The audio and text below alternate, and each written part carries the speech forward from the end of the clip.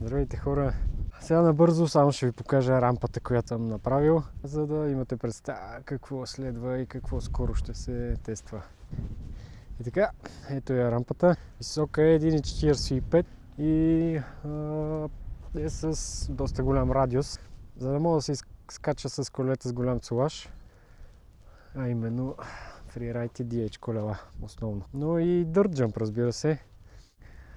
Тепърва ще направя някакъв дизайн. Трябва да се боядиса, да се докупят още няколко неща за закрепване и вече да може да се използва професионално.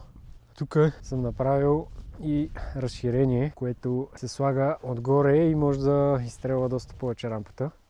Но тя е за напреднане. Ще може да тествате, разбира се, и с разширението. Стига да се види, че може да имате контрол във въздуха и да не се паникьосвате. Защото дори на възглавница може да се рани човек, може да се контузи, а това не е хубаво. И разбира се, тук набързо Dreambike, който мечтаях 2015 година. Коменшочето е готово за 2026 година и ще ме виждате с него тази година със сигурност. Доста яко колело, поне според мен. Така, тук сега ще ви покажа. Имам духалката, генератор, ако се разпъва на полета и места, където няма ток.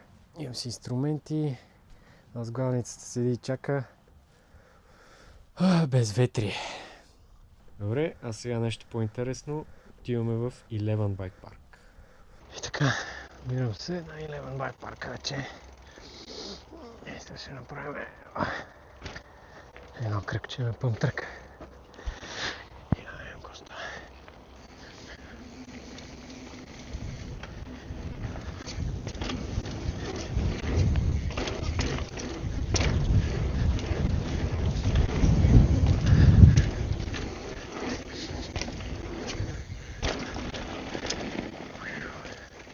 Добре, време е за по-истинско каране.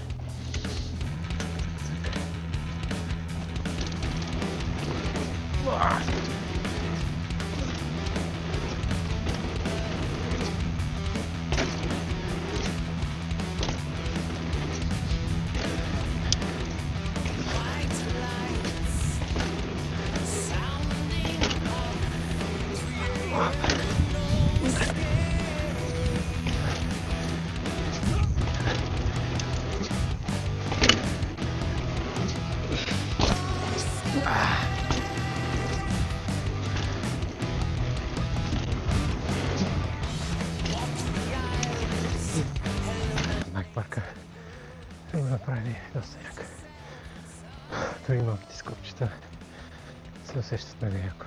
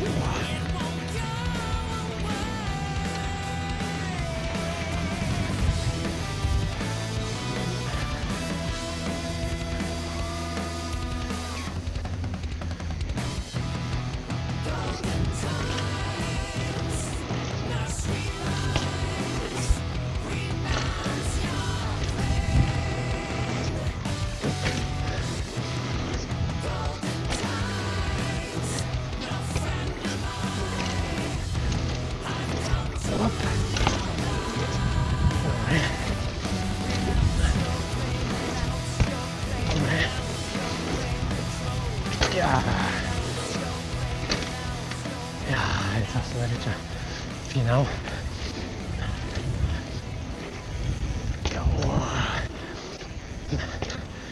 Добре. Много добре.